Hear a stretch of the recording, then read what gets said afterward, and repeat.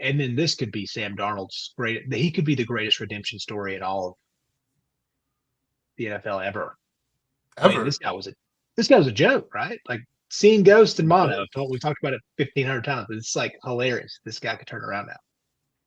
I want to How say he's on much? his. I'm sorry, bro. No, I was just gonna ask, like, how much do we have to give credit, as much as I don't want to your boy KOC for helping the turnaround of Sam Darnold? For sure. This is all KOC. This is, I think he gave him the confidence. And you got to think, what did he win? 15 games with KOC? Yeah. Yeah. Like, guys, if I'm Minnesota, I'm pissed because you got Sam Darnold. He's only 28. You had a decade of what now looks like consistent quarterback play out of the window. And now Seattle has a luxury of having now what I think is a franchise quarterback, Sam Darnold. Just Yeah, funny to it's hear you say more. that. Yeah, don't you think it's funny? Like, who has who has more FOMO in this case, the Jets or the Vikings, because of Sam?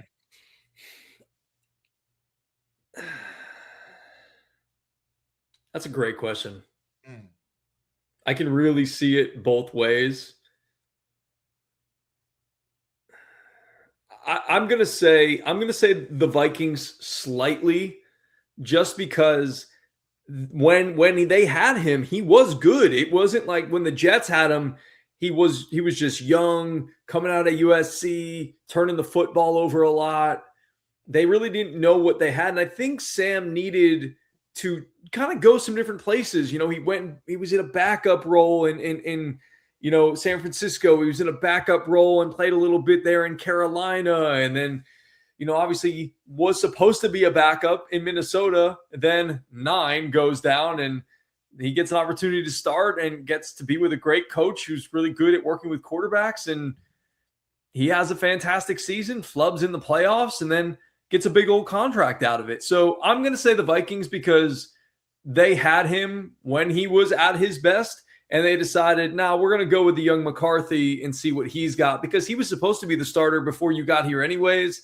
We're trusting in our draft, and we want to prove to ourselves and everybody else that we were right on J.J. McCarthy. This is where the ego and the pride gets in the way, right? Because you have a really good quarterback that's capable of doing things. And maybe if he'd actually done some things in the playoffs last year, he'd still be a Minnesota Viking, and they would have pushed back the McCarthy experience. But since you lose game 1 in the divisional round last year, you say, Sam can only get us so far. It was a nice season. Thank you for it.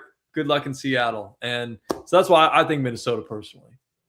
See, I'm going to go with the Jets because the capital investment up front, when you take a guy with the 3rd overall pick, is saying, hey, you are going to be a cornerstone for our franchise. We believe in you. We're giving you the keys to what it's an awful franchise, but city wise, it's one of the best cities in the world. New York is amazing, You mean although New it's Jersey? technically not New York; it's New Jersey. Uh, Shout out East Rutherford. East Rutherford. Nah, man. I know the Jets are just like, geez, like we saw this guy just shit the bed, and now he is now one win away from being the first quarterback in the 2018 class over Josh Allen, over Lamar Jackson, over Baker Mayfield, over the illustrious Josh Rosen to now be a Super Bowl winning quarterback. My favorite thing about him also, which this surprised the hell out of me, he's the first USC quarterback to start in the Super Bowl. That's nuts, bro. Think about all the greats that have come through, like from USC, not Yeah. professionally, because they all seem to kind of fizzle out. But USC was the place to go when you wanted a quarterback. I mean, you got to think Matt Leinart was like the gold standard of what 2000s quarterbacking was, right? Yeah. Heisman Trophy winner. I mean, you got Matt Barkley. I mean, the 5-star, blonde-haired, typical, prototypical guy. Mark Sanchez. I mean, Jackson Dart. Carson Palmer. Carson Palmer. That's a fool, by the You got you, dog. way. I mean, the list is there. I mean, there's been a lineage of USC quarterbacks, and for Sam Darnold to be the first to go from USC is good for him, man. I want him to go win it. I really do. I know you don't, Chase, because you're a big Drake May guy and you love North Carolina and I think you love Mike Vrabel still. Dude, I'll be honest. I would love this for Sammy D. I think I would be happy either way. This is an absolute Super Bowl because I was explaining to Hannah what happened in the last Seattle versus New England championship, and she was like, "Why didn't they hand the ball off?" I was like, "The entire world asked the same damn question." It's crazy. It's crazy to think about. That was that long ago. Also, I forgot another one. Hudson Redovich, quarterback USC. So going down the list here, there's some good ones, man. John David Booty. John David Booty, boy. Wow. Yeah. Anyways, but yeah, this is a good Super Bowl for me to watch. I like both teams, but I guess I want Braves to get his because I want Amy to understand the hurt that we all feel. She needs to know that. And I think probably getting to the Super Bowl is enough. But if he wins one in his first year, it just adds to the comedy that is the Titans fan base. Do you think that all Titan fans or Titan Nation kind of have that same view as you do? Or do you feel like a lot of them are on the other side where it's like, dang, like Vrabel was our coach. We don't want him to win. And do you think Titan Nation is rooting for Mike Vrabel and kind of is that same mindset where it's like, we want to stick it to Amy Adams Strunk?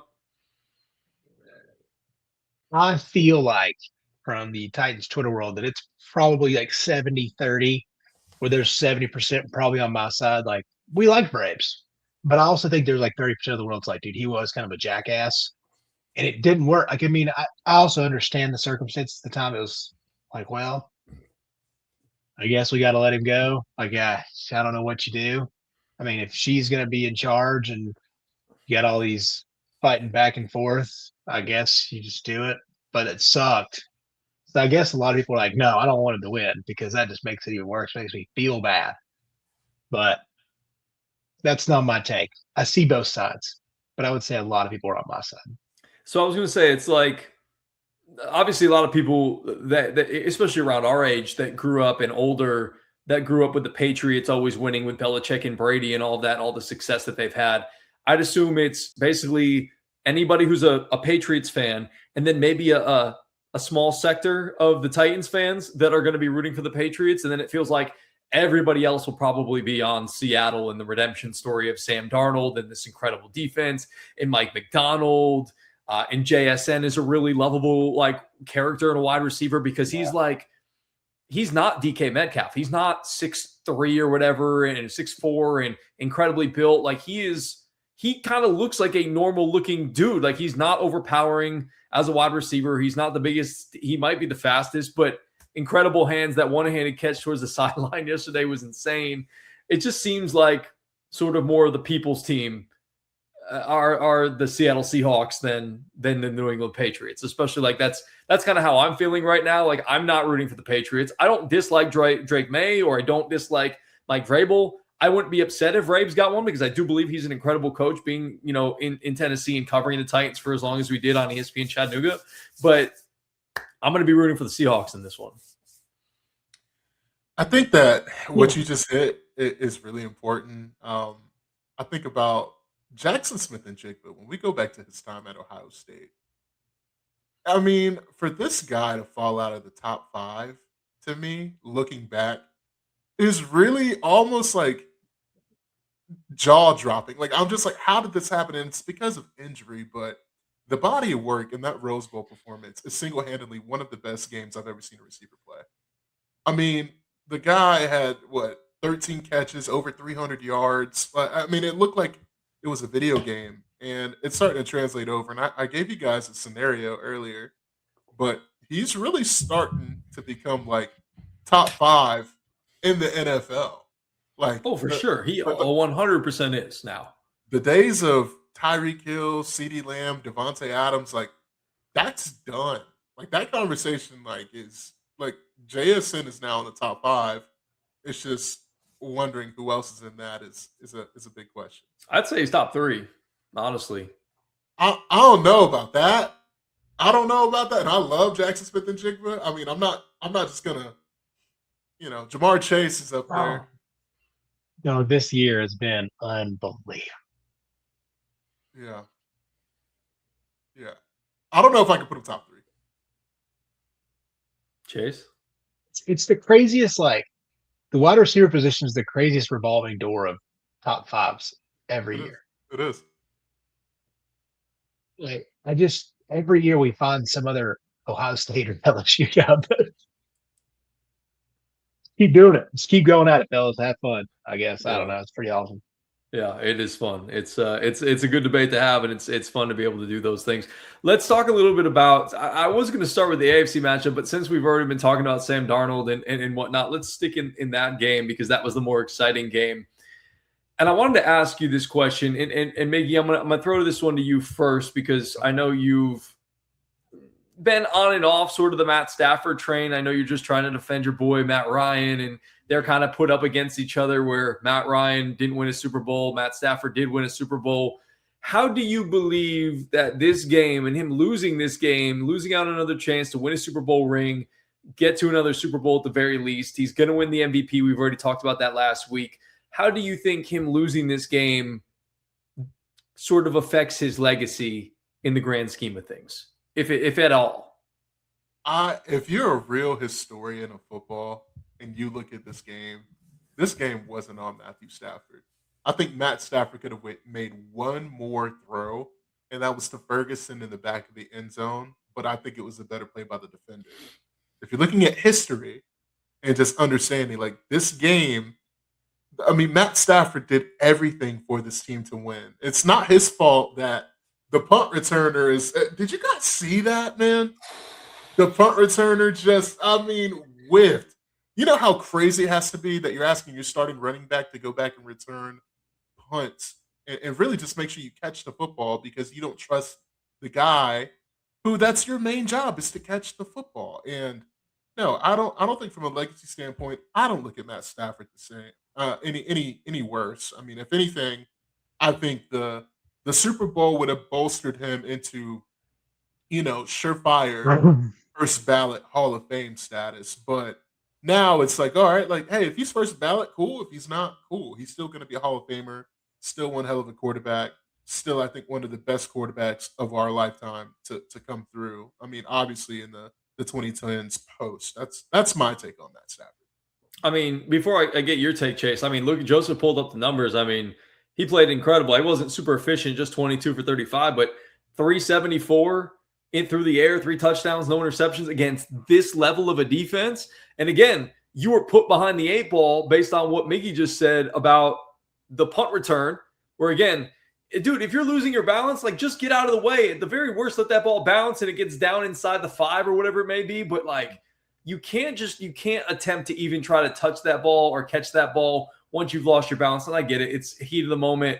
You're like, oh crap, I can't do anything else. But if it were me, I'm saying like, let me just get away. Let me cut my losses at this point. But Chase, what do you think about Matthew Stafford and his legacy and how this game affected it or not? Yeah, I mean, I really look back. There was one play in the fourth quarter when Colby Parkinson dropped that easy 3rd and 1 pass. Dude, who knows? Like, who knows what would have happened after that drive? And they go and they're moving pretty well. They kind of got stuffed up, and then Colby Parkinson just had a layup of a catch and just dropped it. It even looked like, because the camera angle was from the backside, it looked like he was going to even have it. And then you're like, wait, it looked like he caught it. And then the balls are still on the ground. You're like, oh, great. So, poor Stafford. I think it's so tough because Stafford's going to not have the second one.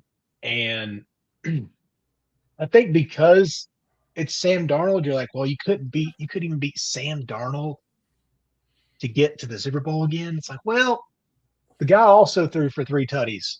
All right. Like, he had an awesome game. He looked really good. I will say both guys I thought looked awesome at times. I mean, as you mentioned, Stafford wasn't like the most efficient guy that day, but dang, dude, there's not much else you can do whenever you're rolling.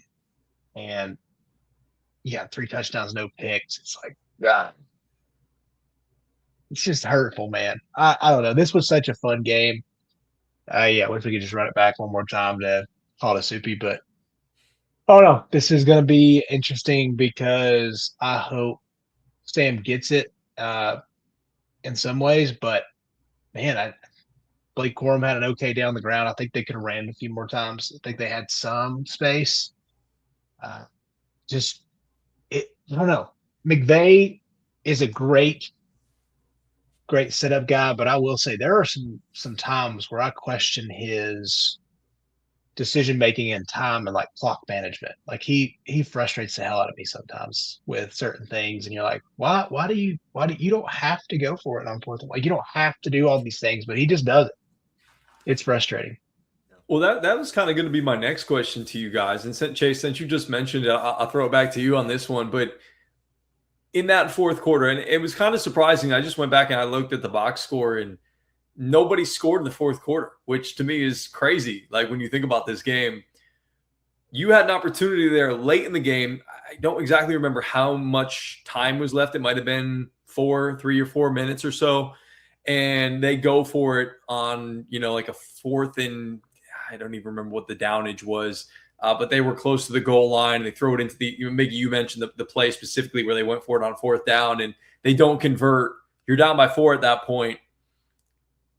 Part of me was thinking at that moment, like, okay, like kick a field goal here, get down by 1. You got 3-4 minutes left. Get a stop or 2, if you can, even if they pick up 1 first down, you've still got an opportunity to stop them, get the ball back. That way you just have to get a field goal instead of a touchdown your next possession. What did you think of that decision specifically? Because you were talking about his overly aggressiveness, and it's going to kind of lead me into another question that I wanted to ask you guys about these coaches and their aggressiveness nowadays.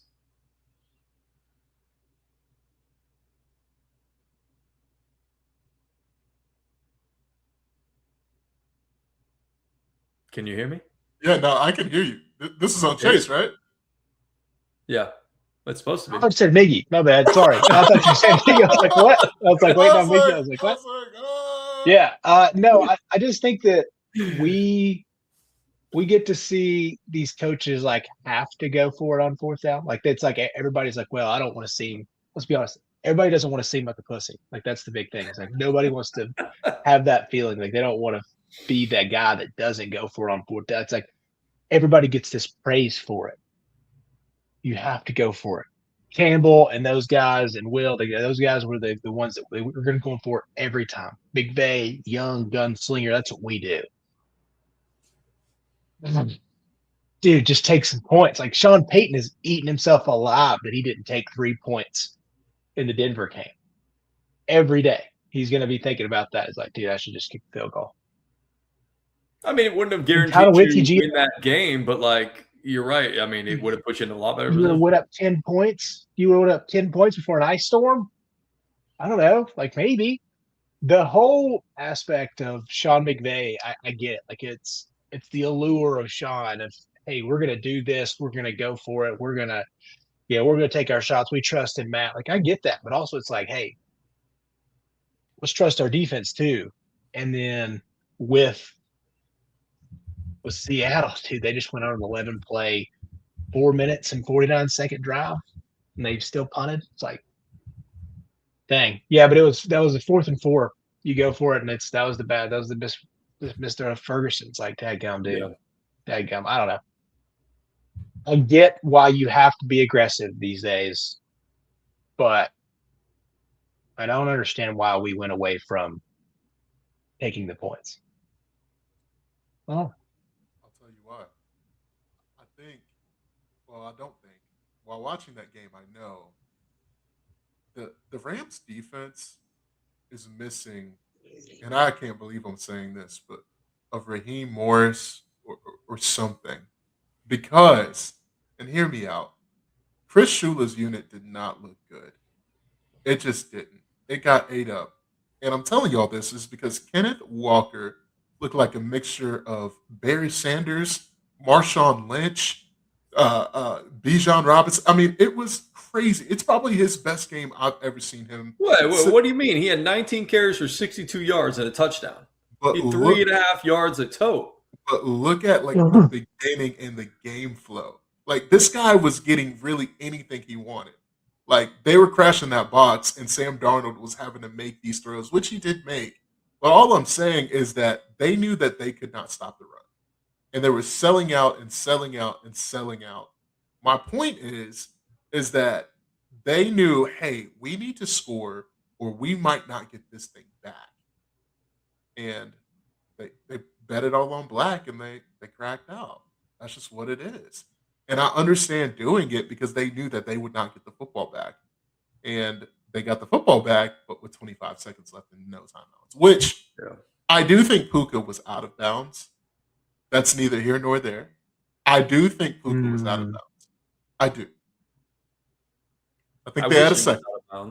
I think they had a second. I really, when I look at that leg, and I understand, but it was simultaneous, I think they should have put a second on the clock. That's just. All right, here's what I have to say about what that would have put them at. That would have put them like what, the 30? Well, that's a good shot. It would have put them in like what, the 45-yard line ish. Let's see. It would have been at the Rams. 30. Well, it says it was 2nd and 10 at the Rams 30. That 21-yard pass would have put them at 49 Seahawks territory. Yeah. Right over midfield. That's enough for a Hail Mary. Yeah. I don't know. I wish. Who could Devontae one more time? Yeah. That'd have been nice. Dude, I would have smashed a Colby Parkinson touchdown if that was the case.